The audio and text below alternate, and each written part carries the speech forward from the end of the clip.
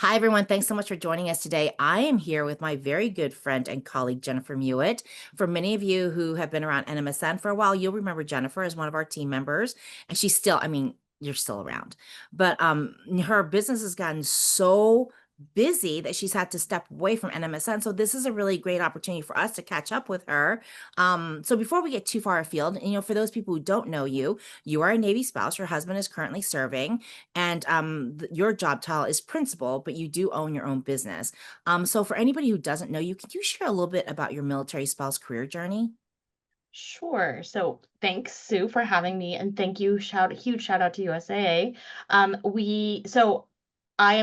I'm an active duty Navy spouse. My husband used to serve in submarines, and now he is a professor at the Naval Academy. So we are in Annapolis, which is great. My military spouse professional career, I started in public relations and marketing, and I was lucky enough to be able to hold those jobs right out of college. And everything somewhat changed when we moved overseas, and I couldn't get sponsored by the company I was working for to work in Japan. Due to those very specifics of our agreements, and although I am Japanese American, I my Japanese is limited and was definitely not business at the business skill proficiency.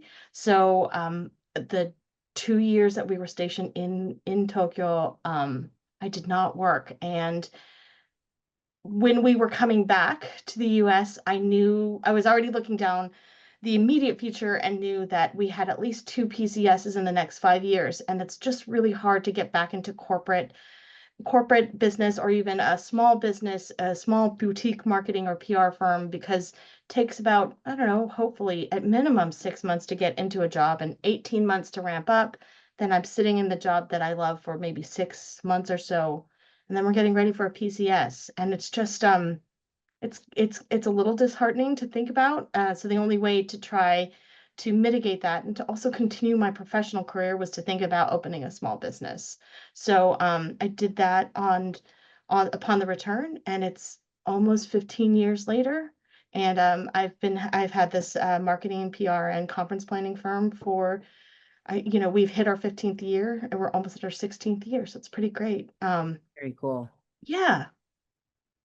So I think we were talking a little bit before because you were trying to date yourself by saying, "Oh, I don't think my experience is, relevant anymore because it's a different environment." And I think your experience is always relevant. But I think, you touched on something when you said it's a little bit of a different environment. And you're right, because, there's so much more awareness of military spouses in the workforce that, I think military spouses stand a better chance of career portability with the same company. So I mean, that would be interesting to track, right? To see if that's, how much that has improved or if it hasn't improved for other people. But that's a conversation for another day.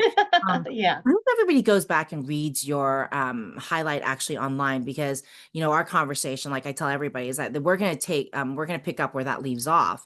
So if you are kind of jumping into this and wondering, I need to know more about the rest of her job, go on and check out her highlight online.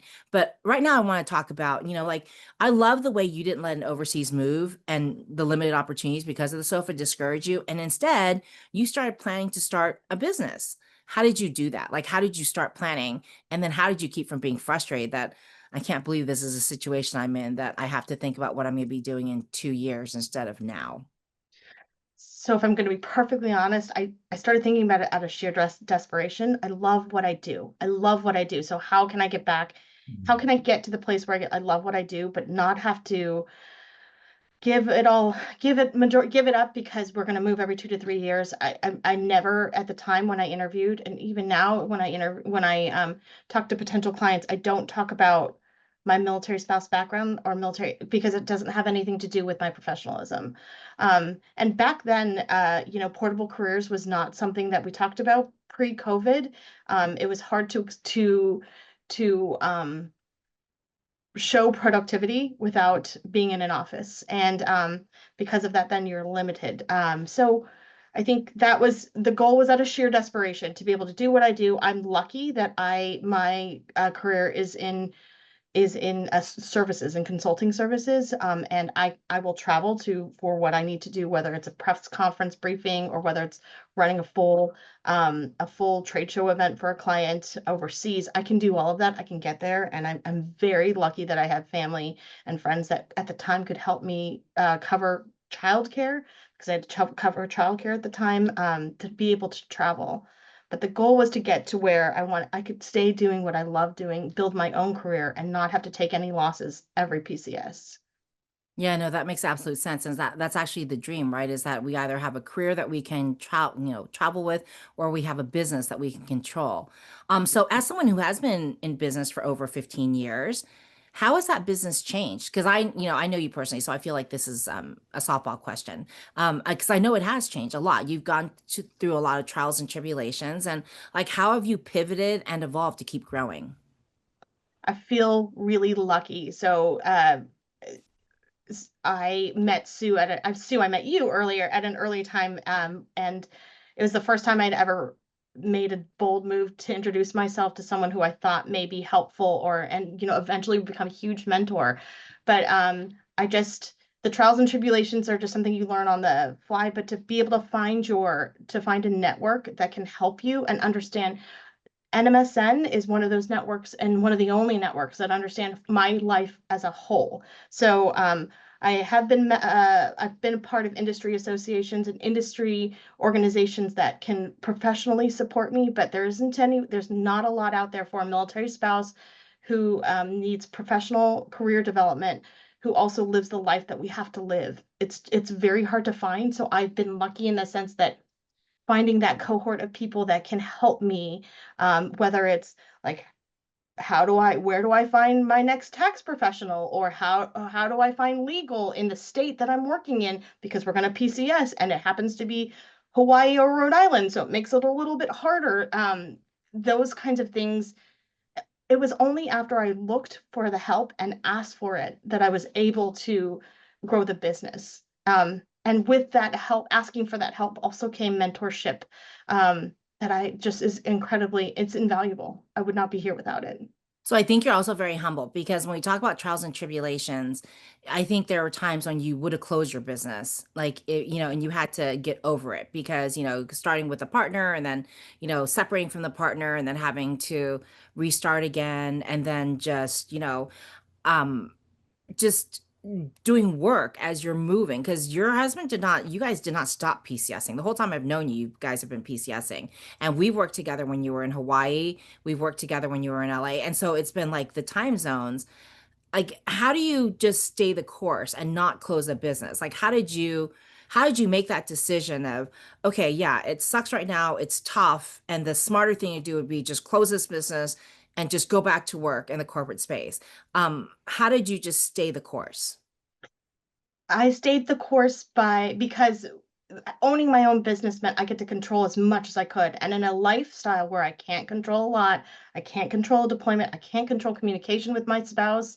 Um, I could control at least what I wanted to do, and it meant I get to keep doing what I was doing. And I think as a MILF spouse, you meet the challenge, and you don't see if it as you see it as a huge challenge or an obstacle to overcome. It's just one more thing you got to get done today. And it's 15 Because of years your later. priority. So you Right. prioritize, and then that was like, it wasn't, it's a means to an end. And it's the one thing that was for me. It was the one thing that was for me. Besides, like, I don't know, getting a babysitter and going having drinks with a friend or something.